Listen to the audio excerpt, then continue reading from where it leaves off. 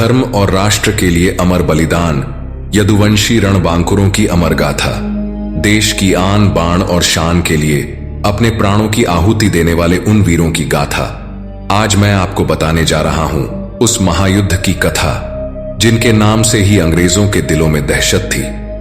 सनातन धर्म सदा से ही त्याग और बलिदान की धरती रहा है।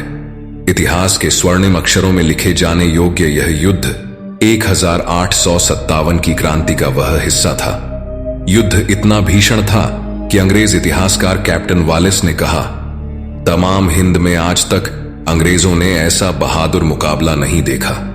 देश की वो काली अंधियारी रात जब हमारा देश गुलाम था, जंजीरों में जकड़ा गया था। इस सोने की चिड़िया को सताती अंग्रेजों के हाथों में अब क्षत्रियों के फैसले तलवार से नहीं कागज और कलम से होते थे। लेकिन दिल्ली से दूर बैठा एक शेर अपनी मूंछों पर ताव देते हुए यह सब देख रहा था। उसे इंतजार था कि अंग्रेज उसे एक बार छेड़ें तो सही। वह तो ऐसा वीर था कि जो भी उस पर आंख उठाए उसकी आंख फोड़ दे। जो अंग्रेज उस पर हुक्म चलाने की कोशिश करें उन्हें यह कभी स्वीकार नहीं था। लेकिन अंग्रेज इस वीर की वीरता से अनजान थे और मुंह उठाए आ पहुंचे आज के रेवाड़ी पर। यहां से तो गढ़े यदुवंशी शेर की सीमाएं प्रारंभ होती थीं। 3000 की पैदल सेना, 97 गांवों का सरदार, विशाल जागीर और शेरसा जिगर, हरियाणे का सूरमा, यदुवंशी रेवाड़ी नरेश, वीरों के वीर राव बहादुर राव तुलाराम। इतिहास के पन्नों में इस शेर की शौर्य गाथा कुछ इस प्रकार दर्ज होती है। जब राव तुलाराम मात्र 14 वर्ष के थे तब उनके पिताजी का स्वर्गवास हो गया था। पिता की मृत्यु के बाद राज्य का पूरा भार उनकी माता पर आ गया। यही वह समय था जिसका अंग्रेज इंतजार कर रहे थे। वे राव तुलाराम के राज्य को हड़पने की फिराक में थे। लेकिन शेर सा जिगरा लिए हुए इस वीर ने तलवार उठा ली।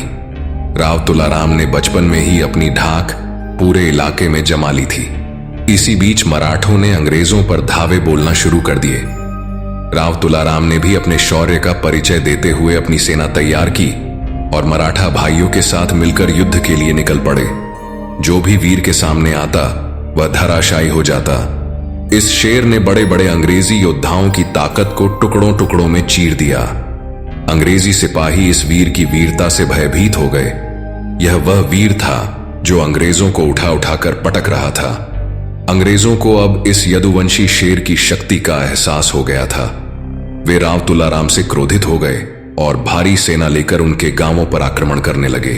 अंग्रेजों ने उस समय राव तुलाराम की 20 लाख की जागीर पर कब्जा कर लिया।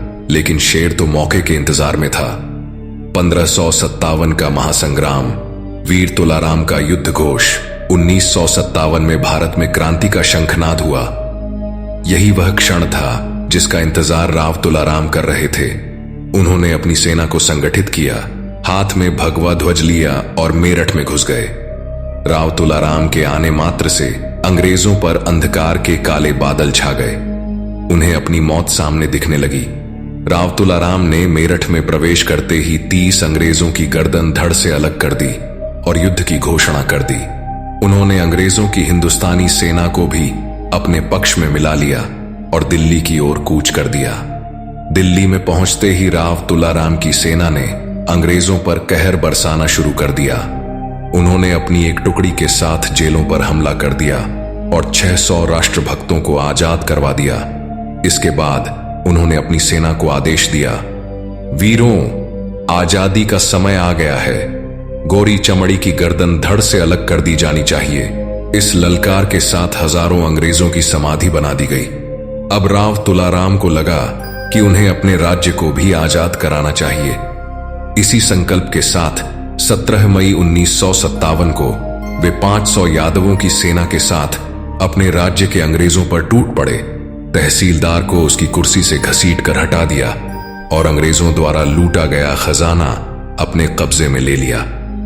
राव तुलाराम ने पूरे क्षेत्र में जीत का भगवा ध्वज लहरा दिया और 421 गांवों के राजा के रूप में स्वयं को घोषित कर दिया। उन्होंने ललकारते हुए कहा, मैं और मेरा राज्य अब आजाद है, हम यवनों के गुलाम नहीं हैं। इस ललकार की गूंज इंग्लैंड तक पहुंची। अंग्रेजी शासन हिल गया। इस वीर के खिलाफ इंग्लैंड से वारंट जारी कर दिया गया। अंग्रेजों का प्रतिघात और अंतिम संग्राम। 2 अक्टूबर 1957 को मेजर ओवेंस ने 8000 अंग्रेजी सैनिकों के साथ राव तुलाराम पर हमला किया, लेकिन वीर ने सबको अपनी तलवार की धार से परिचित करवा दिया। 16 नवंबर 1957 को राव तुलाराम ने अंग्रेजों पर पलटवार किया और करनाल के जॉन ग्रांट वालेस का सिर धड़ से अलग कर दिया, लेकिन अंग्रेजों ने हार नहीं मानी। 3 दिन बाद 25,000 अंग्रेजी सैनिकों के साथ नाभा, कोठल और पटियाला की सेनाओं ने रेवाड़ी पर हमला कर दिया। इस धोखे के कारण राव तुलाराम को अपना राज्य छोड़ना पड़ा, लेकिन उनके हृदय में अभी भी लौ जल रही थी। उन्होंने राजस्थान की ओर प्रस्थान किया, जहां जयपुर, बीकानेर और मारवाड़ के राजाओं ने उन्हें आर्थिक सहायता दी। अब उन्होंने रूस जाने का निश्चय किया।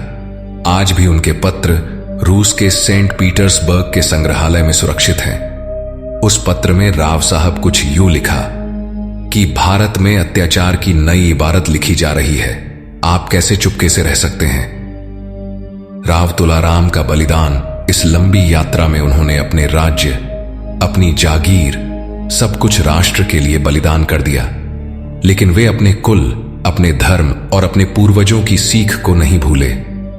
हम नमन करते हैं ऐसे महान वीर को, जो अगर चाहते तो अंग्रेजों के साथ मिलकर राजा बने रह सकते थे, लेकिन उन्होंने गुलामी नहीं, स्वतंत्रता को चुना। उन्होंने अपना सर्वस्व मातृभूमि के चरणों में अर्पित कर दिया। धन से बढ़कर है धर्म सनातन, रण में डटे थे यदुवीर महान। जय भारत, जय यदुवंश।